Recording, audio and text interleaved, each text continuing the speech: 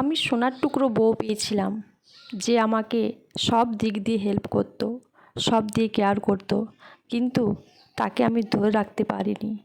এই আফসোসের গল্পটাই আজ আমি তোমাদের সাথে শেয়ার করব।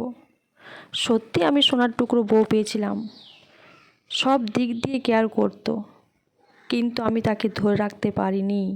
যে আমার 0 টাকা থেকে 10 টাকা হতে দেখেছে, আবার 10 টাকার থেকে লাখ টাকা, আবার লাখ টাকার থেকে কোটি টাকা হতে দেখেছে। যে আমার খারাপ সময়ে মাথায় হাত রেখে বলেছে আমি আছি তো, সব দিয়ে কেয়ার করতো। আমি সত্যি খুব হতভাগ্য। আজ বলবো কেন, যেটা শুনলে তোমাদেরও চোখে জল আসবে। ওর দিন শুরু হতো আমার নাম দিয়ে, আবার রাতটাও সে আমার নাম নিয়েই শেষ হতো। আমার অফিসের টিফিনে ও নিজের পছন্দের খাবার না দিয়ে আমার পছন্দের খাবারটাই বানিয়ে দিত। আমার মাইনে ছিল 15,000 টাকা, কিন্তু সে 10,000 টাকাতেই সংসার চালিয়ে নিত। আমার মা বকলে বলতো, মা ওকে বকবেন না, ও টেনশনে আছে। আমার 100 টাকা দরকার হলে ও নিজের হাত খরচের টাকা দিয়ে দিত। ওর কাছে আমি ছিলাম রাজা, আর আমি ওকে ভাবতাম কাজের লোক। আমার যখন চাকরি ছিল না, ও বলেছিল আমি টিউশনি পড়াবো, ঘরের কাজও করব, আবার টিউশনি পড়িয়ে আমি তোমাকে হাতে কিছু তুলে দেব। আমার যখন প্রমোশন আটকে ছিল, ও রাত জেগে আমার পিপিটি বানিয়ে দিত। আমার বাবার অপারেশনের সময় ও নিজের গয়না বিক্রি করতে চেয়েছিল, আমি বলেছিলাম লাগবে না। ও বলেছিল তোমার টেনশন মানে তো আমারও টেনশন, এখন বিক্রি করে দাও, যখন তোমার টাকা থাকবে তখন আমায় একটু একটু করে বানিয়ে দিও। ও আমাকে মানুষ বানিয়েছে, আর আমি ওকে দিন দিন অবহেলা করেছি। আমি ভুল করেছি 3টে জায়গায়। কোন 3টে জায়গা? 1 নাম্বার, সময় দিলাম না।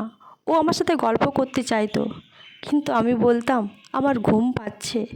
আবার যখন ফোন আসতো, আমি ঘন্টার পর ঘন্টা বন্ধুর সাথে কথা বলতাম, কিন্তু ওকে সময় দিতাম না। নাম্বার 2, আমি ওকে কদর করলাম না।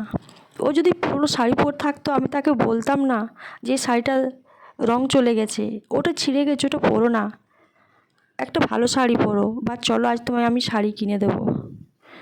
বা সেই যখন শাড়ি পরে বলতো, নতুন শাড়ি পরে বলতো দেখো তো আমায় কেমন লাগছে, আমি ওর দিকে তাকাতাম না, ফোনের দিকে তাকিয়ে বলতাম ভালো।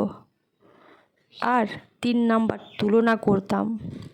আমি আমার বন্ধুদের বউদের সাথে ওর সাথে তুলনা করতাম, বলতাম দেখো আমার বন্ধুর বউরা আমার বন্ধুকে আজ এই গিফট দিয়েছে, ওই গিফট দিয়েছে, এটা দিয়েছে, সেটা দিয়েছে, আর তুমি তো কিছুই দিতে পারো না।